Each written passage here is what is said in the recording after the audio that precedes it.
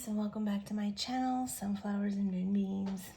This is episode 5 in my Shadow Work Sunday series, and if you haven't already and you're just now tuning into the series, or this is the first episode you've come across, I do highly recommend that you begin with episode 1, which I will link for you in the description box below. And that's because that episode contains very important information about what to expect from this series, as well as my disclaimers and an overview of shadow work in general.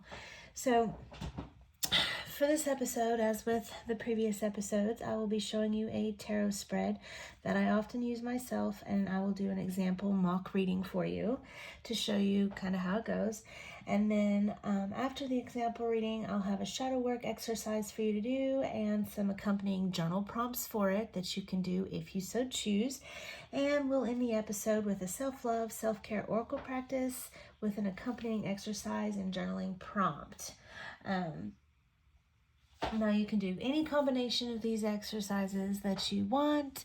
You can do all of them. You can do just one. You can do none of them if they don't resonate with you in the moment, or if it's just too difficult for you to handle at the time. And you can also spread them out throughout the week if that works best for you, whichever one works the best for you and what your needs are. And I do want you to remember that I am here to offer suggestions, guidance, and encouragement for you on this journey. But I would like for you to please keep in mind that none of this, absolutely none of it, okay, is meant to replace legitimate therapy of any kind, okay?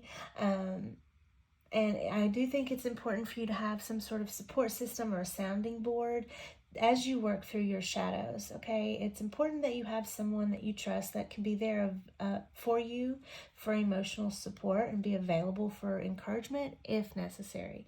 And I do want you to remember also that I am a tarot reader, okay? I am not a medical professional. Your mental health is important, so please only do what you are able to safely, okay? So let's get started. Now, this week, the spread is, and the focus basically of this episode is of finding balance and self-acceptance, okay? So I'm going to use my Wisdom of the Oracle, which is one of my favorites. And I'm also going to be pairing it with its sister deck. Well, one of them, there are technically 3. It's a trilogy, but I'm only using these 2 today. The Keeper of the Sacred Bee Tarot. Excuse me, y'all. I'm still kind of sick. Yay. So this is a real short tarot spread compared to some of our previous tarot spreads. It's only a 3-card spread, and you don't have to use tarot and oracle. You don't even have to use tarot. You could just use oracle, or on the flip side, you could just use tarot. Oh my God, tarot. So it's really just up to you and what you want to do. And this is just how I like to do it, okay? And you can use these decks if you have them. You can use your own decks, whichever. Doesn't matter, okay? So I'm going to lay the cards out, and I'm going to pop the questions up on the screen for you so that you can screenshot them, write them down, whatever it is you want to do. But let's get right into it, shall we? Okay, so we're going to be focusing on our actions. Now, we're not thinking too much about which actions or getting too specific. Okay, this is just in general, the way you act, the way you conduct yourself, the things that you do in general. That's what we're focusing on right now, okay? So, for the first question, you need to ask, how are my actions helpful and productive? How are my actions helpful and productive.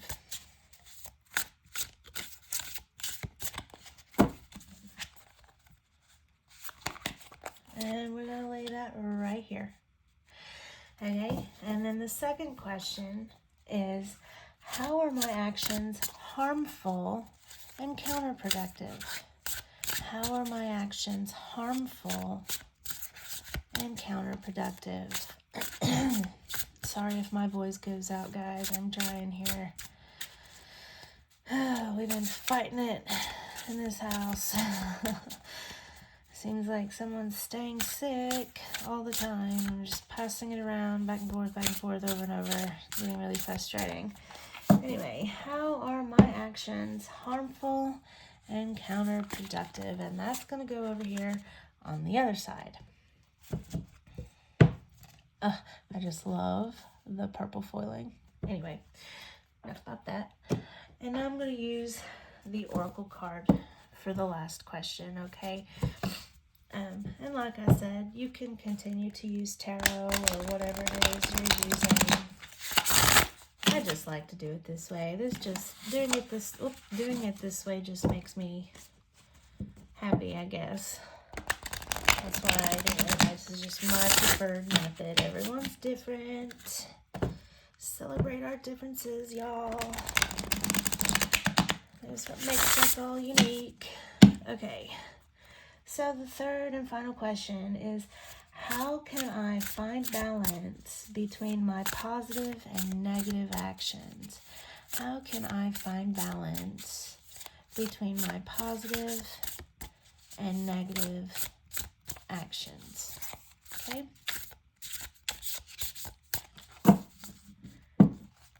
How can I find balance between my positive and negative actions, y'all? And we're going to put that one in the middle. Easy peasy lemon squeezy. Alright, so we're gonna okay, so we have the Death card. I love this Death card, by the way. Look at that. I mean, I don't know if you can fully appreciate it. Hold on, let me hold it up. Oh my god, it's so pretty. Anyway, I never thought I'd be attracted to mixed media digital art, but here we are. Back to the reading. Y'all, I'm getting distracted. Please excuse me. I have taken lots of cold and flu medicine, so I might be a little bit wired and loopy at the moment. Yay for being sick, right? I don't know. Can you feel my sarcasm yet? Okay, enough rambling. How are my actions helpful and productive? And of course, we have the Death card. So I feel like this is a good sign, because a lot of people see the Death card and they get really freaked out, but really there's no reason to be freaked out, because the Death card, it speaks to transformation, right? It speaks to rebirth, okay? And that's beautiful. This card represents change, okay? It represents one cycle of our lives ending and another beginning, right? Okay, an end to one thing and a beginning to another. So in this instance, how are my actions helpful and productive? I feel like that is saying that you're constantly growing. You're constantly transforming and changing. You're changing your past behaviors and your past way of doing things and the way you see things and say things, so on and so forth, your past actions, the way you would have done things in the past, I feel like that's changing. The viewpoint is changing. Your perspective on things is changing. And those old ways of doing things and seeing things, so on and so forth, they're dying. You've lost those. Those are gone. You are blossoming. You are growing into yourself. You are transforming into something better, okay? And that's super productive, okay? That's productive for your everyday life that's productive and helpful towards gaining ground on becoming your higher, better, more enlightened self that's helpful and productive for those around you, because I'm sure they notice these changes, right? And I'm sure that these changes are affecting them also, okay? And it can only affect them in a positive way, as long as they're not like toxic in your life. Like, those people are not toxic, because let's face it, toxic people don't really like change, especially if they're narcissists, but that's neither here nor there. Okay, so how can I find balance? How are my actions harmful and counterproductive? Ooh, the Chariot. Okay, so normally I don't think of that as a negative card, so this is interesting. The Chariot is, let me just show you this, because, I mean, it's, look at those colors. I'm obsessed. Anyway, okay, enough gushing. The Chariot is about willpower, right? It's about overcoming obstacles, being successful, learning how to navigate a certain situation or time of your life or decision that you need to make.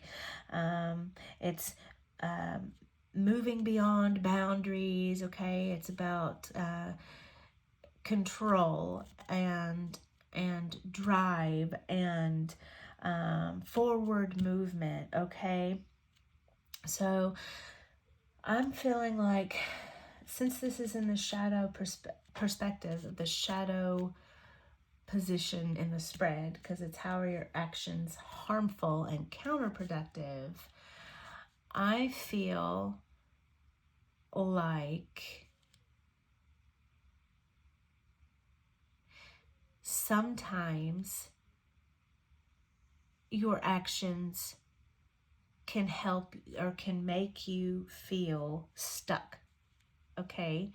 It can put you in a place of indirection, okay? You don't know what to do, don't know where to go, or you don't have willpower to get there, okay? You just may be feeling very stuck, very stagnant, unsure of yourself on how to overcome an obstacle or how to push through it or how to navigate a situation. You're just feeling very uncertain of yourself. And that indecision can be harmful, okay? If you're feeling stuck or you just don't have the willpower that you think you need to have, and so you're not making any forward momentum, that is counterproductive. You can't get much more counterproductive than that, because you're not going anywhere, right? You're stuck.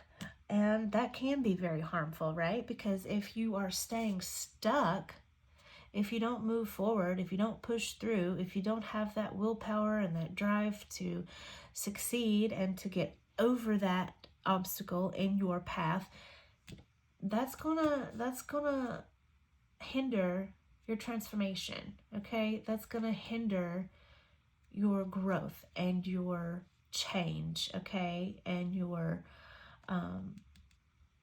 new cycle that you're trying to start in your life, okay? That new chapter you're trying to get entry to, that's gonna stifle it, okay? So how can you find balance between these positive and these negative actions, okay? And we have the Prism.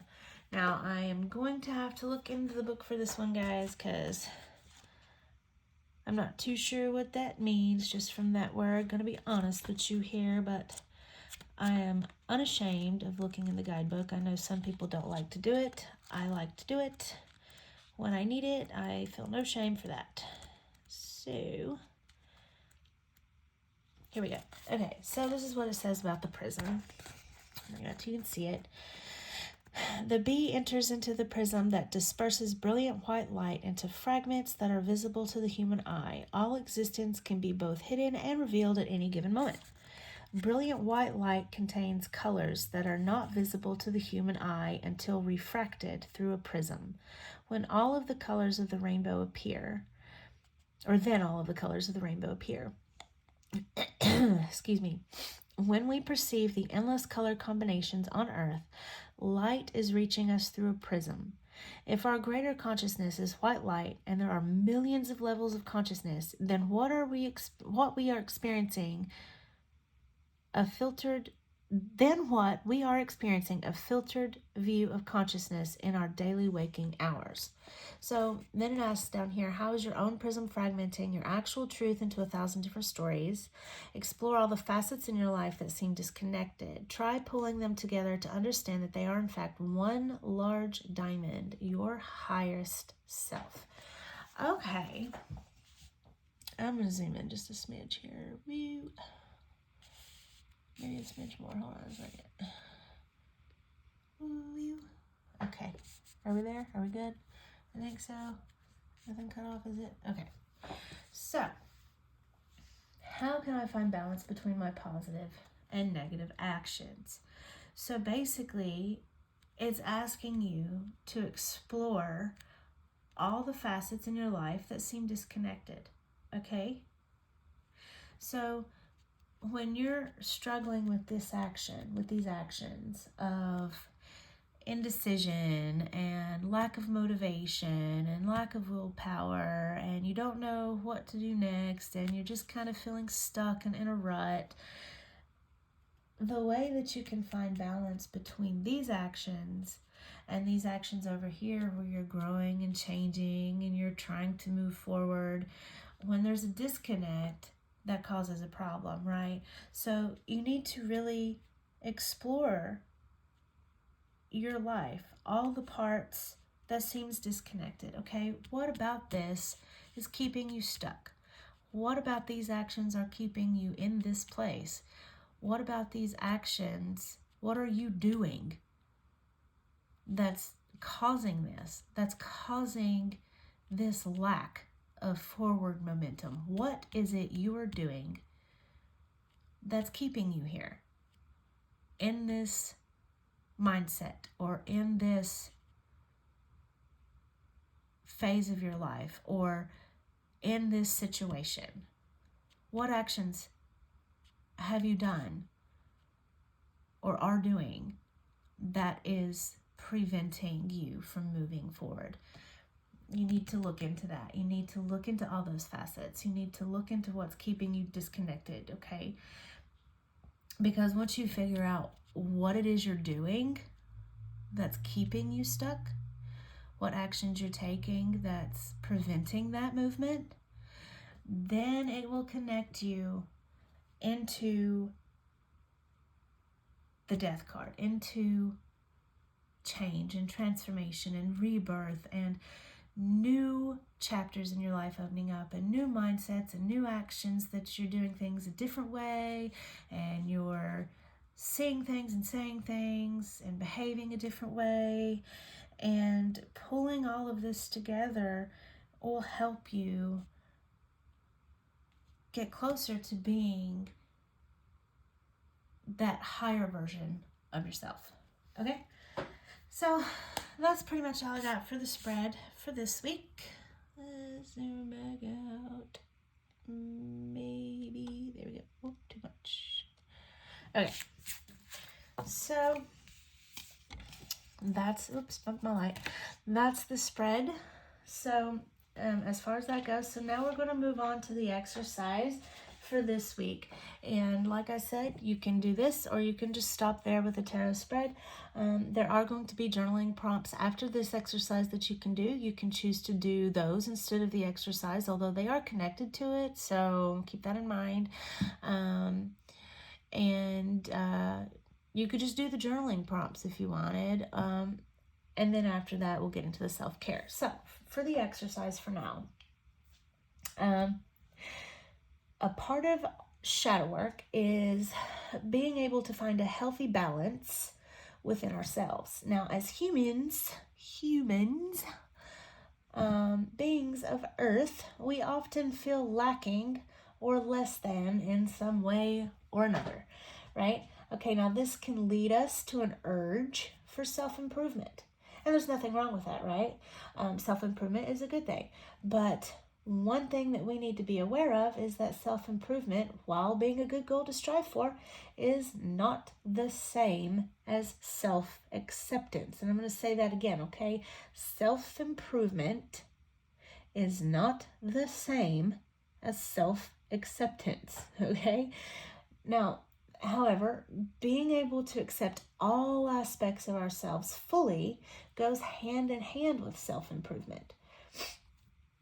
Excuse me. Working through our shadows to find that acceptance and that love for ourselves leads to our improvement in many ways. It improves our attitudes, our self-talk, our moods, our ways of expressing ourselves, how we interact with and view those around us, etc., etc. So trying to improve ourselves without also learning how to accept ourselves can be more detrimental than helpful. And one way to find balance within ourselves is to balance our approach to self-improvement with self-acceptance. And something that we can do to help us with that is to stop comparing ourselves to other people, okay? We need to realize that we're all individuals with different personalities, different interests, struggles. We all have different goals, we have different ways of thinking, different belief systems, etc., from one another. And while we may indeed share some or even many of these aspects with others, we are still quite unique from each other, each on our own journeys. And by comparing ourselves to others, we are really doing ourselves a disservice, you know? It's being unfair to ourselves by doing that. It's detrimental to our view of ourselves, which can affect not only our behavior, but also our choices. So for this exercise, I want you to ponder about ways in which you compare yourselves to others, okay? And I'm going to give you an example by using one of the ways that I personally compare myself to others. Okay, so this episode is going to get really really personal, but I feel like for the purposes of this exercise and these journaling prompts, I need to be really kind of transparent and open and honest, and kind of vulnerable right now to you all, so that you can kind of understand what I'm trying to get you to accomplish with this exercise. I feel like if you have an example to go by, it's much easier to do that. So, for example, with myself, I often see other mothers and how they parent and how they dress and how they seem to always have their shit together and their house is so clean and they have time to do makeup and hair and put on something besides yoga pants and a t-shirt or their pajamas, which, let's face it, most of the time I'm in my pajamas, I'm not even gonna lie, okay? And I see how they have the time and the energy and the mental capacity, okay, to do projects with their kids and make those really fancy lunches for their kids and have playtime with their kids and do projects and mommy and me matching outfits, you know, and having parties for their kids, these big extravagant things. And I also see how patient and compassionate and understanding they are with their children, and how they gentle parent or they implement, you know, like rules or charts or tasks and things of that sort that are seriously Pinterest worthy, okay? And I see how they seem to have time for their kids and their partner and their job and their hobbies and their friends, etc. And I see how all of these things, how they're able to do these things, or it seems like they are. And I very often find myself feeling very much less than, okay? I've ended up feeling very often that I'm not as good of a mom or a wife or a homemaker or a friend, simply because I don't do all the things that they do, or the way that they do them, or because I don't have my shit together like they appear to have theirs, or maybe because I'm not as extra as they are about things, right? Okay, so that's my example, okay, of how I compare myself to others. So ask yourself, in what ways do you compare yourself to others? Why do you do that? What about them makes you feel inadequate? And on the flip side to that, what about them makes you feel superior? You know, it can go both ways, right? And then I want you to ask yourself, how is that being unfair to yourself? How is that being unfair to yourself by comparing yourself to these people? Okay? And now I want you to take a few moments and I want you to think about those people that you compare yourself to, okay? Just think about them. You know that there's a very good chance that those same people are only allowing others like you to see what they want other people to see. Those same people that you find yourself comparing you and your life to are almost certainly going through their own struggles and their own feelings of inadequacy and experiences of comparison with those around them in their own lives as well, just the same as you are, okay? Because we're all human. We're all guilty of it, right? And they may not be the same as yours, you know, the same insecurities, the same experiences, the same comparisons, the same struggles, the same feelings of inadequacy. They may not be the same as yours, but they're still present for them. And in this aspect, you are very much the same. As humans, we tend to shy away from announcing or displaying our struggles and insecurities and negative parts of our lives to others. We don't like doing that. However, just because we don't see it or hear about it doesn't mean that it isn't there. So I want you to keep that in mind moving forward, okay? And now we are into the journal prompt section of the video, okay? So for today's journal prompts, we're going to focus on finding the balance between self-improvement, becoming the version of ourselves that we want to be, right? And self-acceptance. Words, Brandy. Do I even English? Okay. And self-acceptance, or acknowledging and embracing the person that we are at our core, right? So I want you to think about the parts of you that you would like to change, okay? So for your first prompt, I want you to write down 3 things, okay, about yourself that you would like to improve. Are these things you want to improve because they are truly in your best interest, or because of a desire to imitate or emulate someone else that you often compare yourself to? Now, if they're for your best interest, how so? How would these improvements to yourself change your life? How would they change how you view yourself? If there are things you'd like to change about yourself based on the comparisons that you make to someone else, then I want you to ask yourself this question. Would these changes be for you and your well-being, or would you be implementing them to gain acceptance and approval from others? Are these changes going to bring forth your truer, higher version of yourself? Or would they be unsustainable for you because they aren't in alignment with who you really, truly are? Now, from my own example earlier, I'd like to be a little bit more patient with my kids, you know?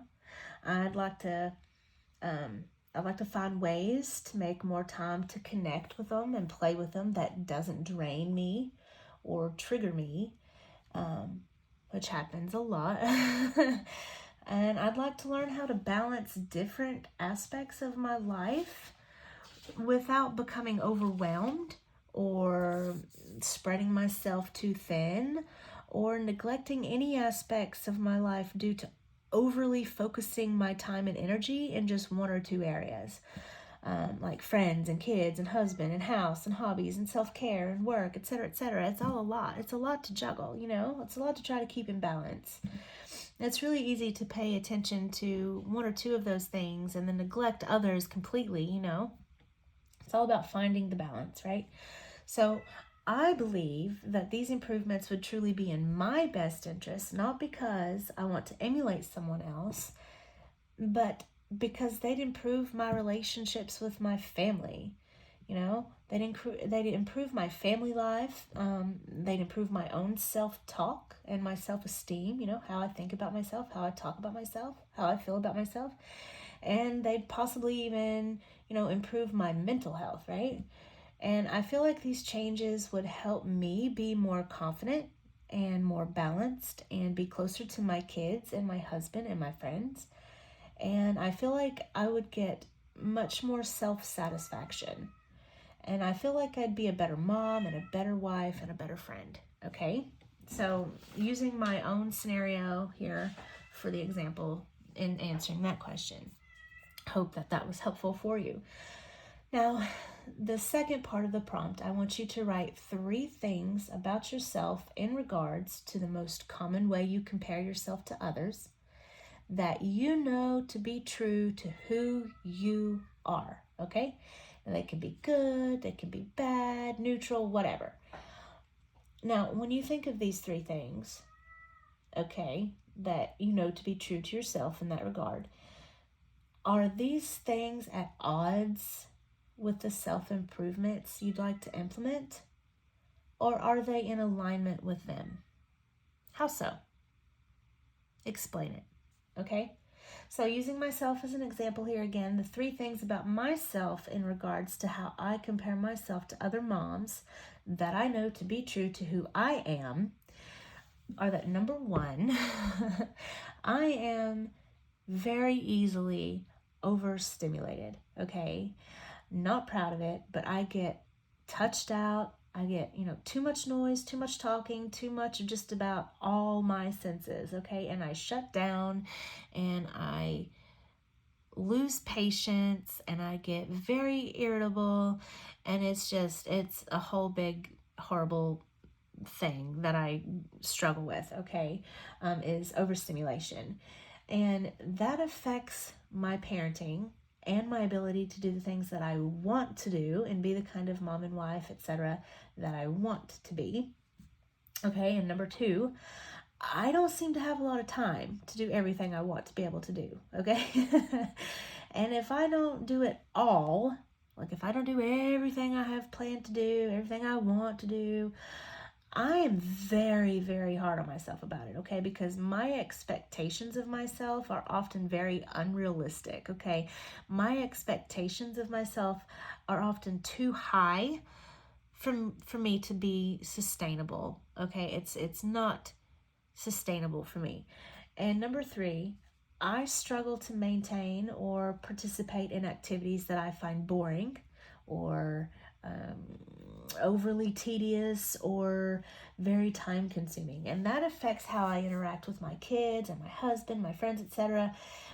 And all of these things are somewhat at odds with the self-improvements that I'd like to make, okay? Because they make it difficult to be patient. They make it difficult to play more and connect more with my kids on their level, right? And it makes it more difficult, much more difficult, to balance the different areas in my life. But I am aware of these things about myself, and that is the first step to self-acceptance, okay? Now, for the third prompt, I want you to focus on what really matters and come to terms with your limitations. What are the things that truly matter in regards to the areas in which you compare yourself to others? Aren't the aspects of yourself you're not giving yourself enough credit for just as important and worthy of praise as those aspects that you wish to improve upon? Because I'm sure that you have aspects of yourself that you don't give yourself enough credit for. And that being said, we all have strengths and weaknesses. We can't all excel at the same things, and we aren't all vulnerable to the same things because we are all so very different and unique. And just because you can do something or take a certain path doesn't always mean that you should, okay? What is more important to you? Being the best at something or being content and fulfilled? Now take a few moments and take stock of your limitations. What is a realistic, sustainable, and beneficial change that you can make? What are some things you want to change that aren't realistic or sustainable? Now, going back to me as my own example here for y'all, the things that truly matter to me are that my kids are happy, they're healthy, they have all their needs met, and they know that they are loved, okay? My husband and I may not be able to have one-on-one quality time as often as we'd like to, but our relationship is strong, it is supportive, and it is loving. And my friends know I have little time and energy these days, but they know I care about them, and I give them as much of myself as I can when I can. And I have been trying to make more time for myself lately too, to make sure that my cup is refilled as often as possible so that I can pour myself and my time and my energy out to those who need me, okay? And I know that my limitations, as far as that part of the question, for my own example, my limitations involve how much I can realistically get done in a set time frame. And it involves how much stimulation and interaction I can handle before I lose my patience and I get irritable and I get stressed out, okay? And it also involves my attention span for certain periods of time, okay? What I'm capable of focusing on for a length of time, okay? So for me, in my situation, a realistic, sustainable, and beneficial change that I can make is to plan out my week on a smaller scale day by day. Instead of trying to squeeze every possible activity and all these different play dates and all these different meetups and all these different activities and all these different chores and all this different work and this and that and the other, instead of trying to squeeze as much as humanly possible in every single day so that I'm completely overwhelmed and then nothing is ever done because I'm stretched in 100 different directions, and so I'm only putting a small amount of myself into each thing. I need to do it on a smaller scale, day by day. So plan out one day at a time, right? And plan out realistically what I can achieve that day that's sustainable, that's not going to be a drain on my energy or my mental capabilities or whatever, okay? And taking some time to set aside for one-on-one with my kids, as well as with my husband, will strengthen our relationships as well as help me to focus my attention on them and our activities better, right? Because if I'm not so stretched thin and I'm focusing shorter amounts of time, but maybe instead of trying to have like an hour or two a day with each of my kids or whatever, like every day a week or whatever, maybe just shortening it, 15 minutes here, 30 minutes there every day, maybe that will help me, right? To make that time with them really focused on them and what we're doing better and give them quality, you know what I mean? And smaller increments work best for me, to keep me from becoming overstimulated or overwhelmed too fast, okay? Like 30 minutes to play laser tag with my son one day, and 30 minutes for mani-pedis with my oldest daughter one day, and 30 minutes of playing pretend with my youngest daughter, and a couple hours for a movie and snuggles with my husband one night maybe, or maybe a couple hours to play board games on family game night, just once a week type of thing. for, when it's a longer period of time. Things like that, taking time for myself for a bubble bath and a good book to recharge my batteries one night, making sure I put in that self-care too, because that's very important. I can't stress that enough. But things like that will help prevent me from overwhelm and overstimulation and impatience and the crushing mom guilt, okay, that I don't do enough. Because in reality, I'm doing the best I can with what I have to deal with at the time. And I'm constantly growing and learning and changing and trying to improve. But before I can make improvements that are sustainable and realistic, I have to be aware of myself. I have to have that self-acceptance, like, okay, this is fantasy me, this is real me. How can we meet somewhere in the middle? You know what I mean? So that's very, very important to do also. Now, I would love, to be the kind of person that's able to juggle everything and be the cookie cutter, seemingly perfect, well-rounded type of mom, wife, homemaker, etc., that I see on social media. But that isn't realistic or sustainable, especially not for me. I mean, it could be for some people. More power to them. That's fantastic. Kudos, truly, very happy for you, because that is quite an achievement to be able to do all of that and not feel burnout or wound tight or overstimulated. So,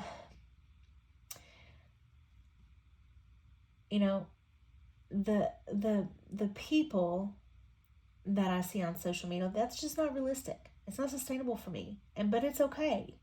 It's okay, because I'm learning to accept the fact that I don't have to be perfect to be good. Okay? I don't have to be perfect to be good. My flaws and my differences do not make me a bad mother or a bad wife or a bad friend or a bad homemaker. They make me different, but they don't make me less than. Okay? And I need to change that mindset about myself. I need to realize, hey, this is what's true about me. This is what I can realistically handle. And I need to find that balance of the self-acceptance with the self-improvement and the changes that I want to make,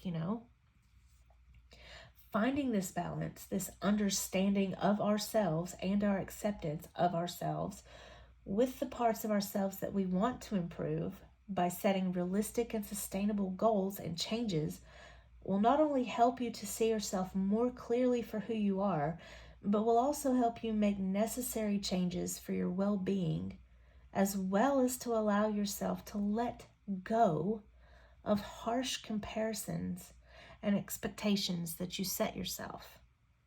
Okay? It'll help you to let go of that. All right, so now we're entering the self-love section of the video. And as I say in every video, shadow work can be heavy, it can be mentally draining, emotionally draining, and it's very important to show yourself some love afterwards. It balances it out, right? So you have emotionally draining, emotionally filling, balance, right? And typically, the way I do this is I draw an oracle card from a deck that I find soothing and uplifting and encouraging, and I take the message that it gives me and I turn it into a self-care exercise to do. And then I like to pull a journal prompt from it also and add it to my shadow work journal entries. You don't have to do that, of course. You can follow along with the card and activity that I do here, or you can use your own oracle deck of choice or your own cards, whichever one. And you can even skip this oracle step altogether and just go do something for yourself that makes you happy and makes you feel good, okay? Whatever works for you. I am wanting to use this, okay? I know it's not quite summer yet. This is a deck I use a lot in the summer. The Whispers of the Ocean Oracle. However, I really like this for comforting, uplifting, encouraging messages. The artwork is beautiful. It puts me in a good mood. I mean, how can you be, look at that. How can you be all gloomy with pictures this vibrant and beautiful? I mean, come on now. So this is the one that I'm going to use today. If I can get my tiny hands around it. Oh my God, I might not. I'm gonna have to shuffle it another way. Let's see. We'll do it this way. Okay. So I just need an encouraging, I caught my card on fire. That would have been bad news bears. I just need an encouraging and uplifting message. Okay. What is an encouraging and uplifting message for me today?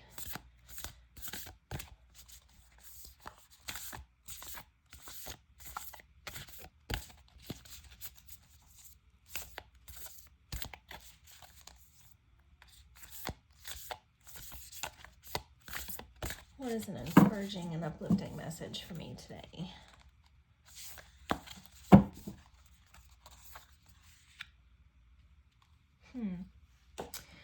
Dancing in the rainbow. I'm going to zoom in.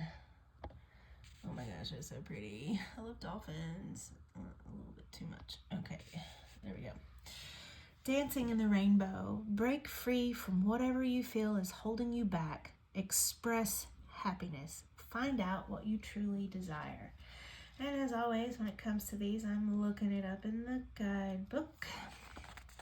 And you can follow along if you'd like. Okay.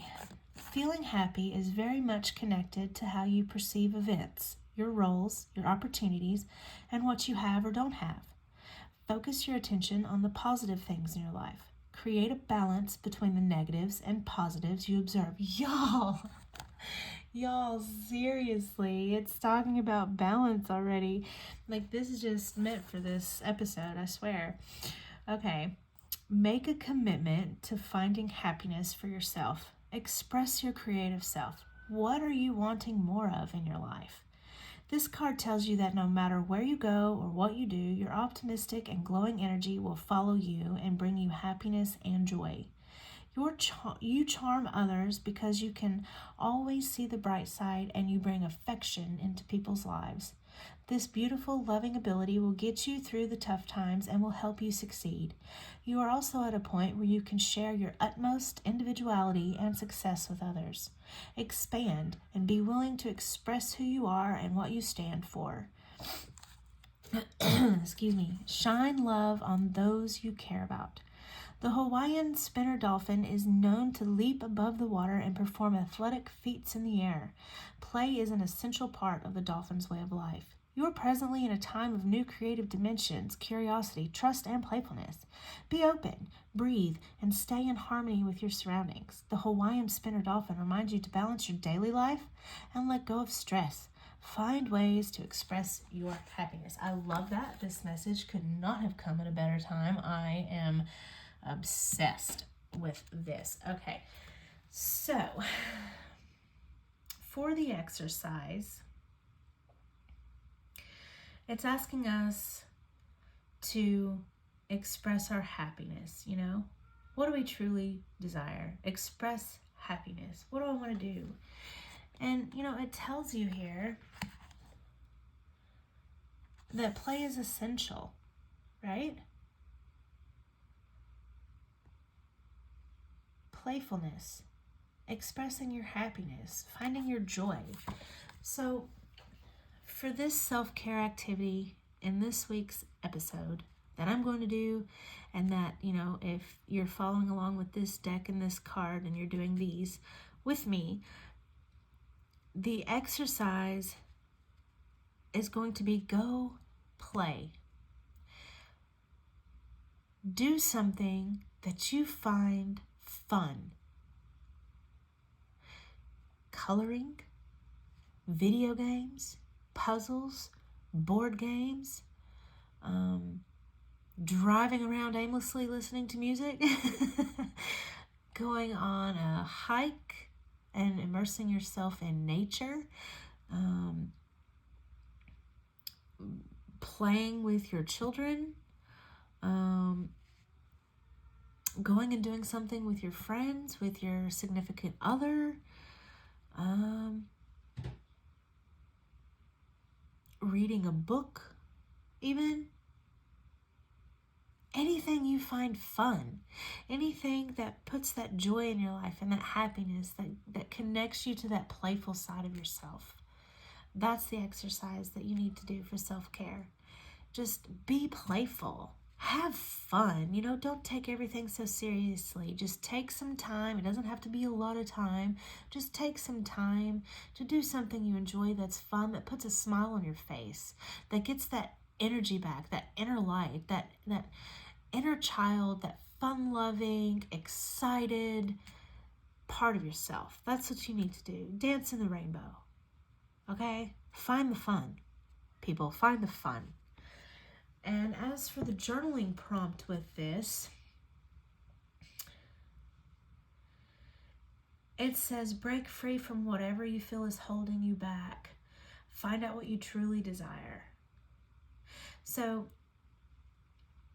I think I'm going to sit and think and journal about what I think is holding me back. What is holding me back from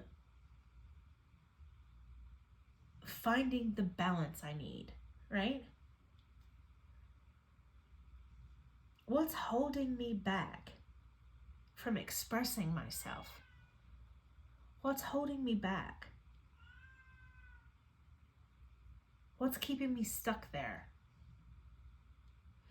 And finding out what I really want in my life. What do I want? What is my goal? What do I think would make me happy or content and satisfied?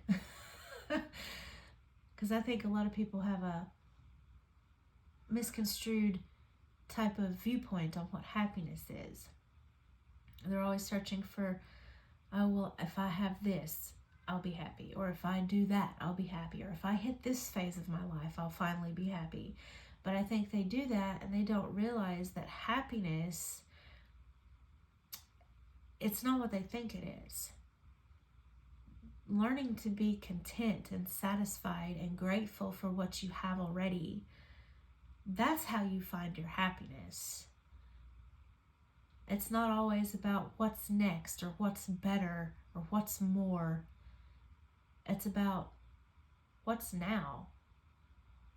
What have I got? What do I have to be thankful for now? So I'm going to find out what I truly desire and write about that. What is my goal? And that pretty much is the end of this week's episode. So if you enjoyed this video, if you found it helpful in any measurable way whatsoever, please, please, please do me a favor and hit the like button down below. It really, really, really helps my channel out, and I truly do appreciate it. And if you would, leave a comment about the video. What did you think about the spread? What did you think about the decks I used? Do you like those decks? Do you have them? Do you use them? Do you hate them? And let me know how you felt about the exercise and the journaling prompts. Did you find it useful? I really hope so. That's the whole point of this, is to try to share my journey with people so that they can maybe find some use out of it for themselves as well. Really want to be able to help people in some small measure, And let me know what you think about the self-care exercise. Did you do the one that I'm doing in the journaling prompt, or did you use your own? And if you used your own, I'd really like to know which oracle you used or which exercise and journaling prompt you chose. I would love people's feedback on what they're doing and how they're using these videos and fitting them to their own needs. I really find that interesting to see how people take these videos and they make them fit their own needs, because I find that so interesting, because I've seen several different people use my videos in several different ways that works for them so that they each get what they need from it. I just love hearing about it. So if you know anybody else that would like to join on this journey, then please share the video with them. And also, if you're not already subscribed to my channel, but tarot and oracle content and things of this nature is your jam, please click subscribe and the notification bell down below so that you know when I post new content. And as always, thanks for watching.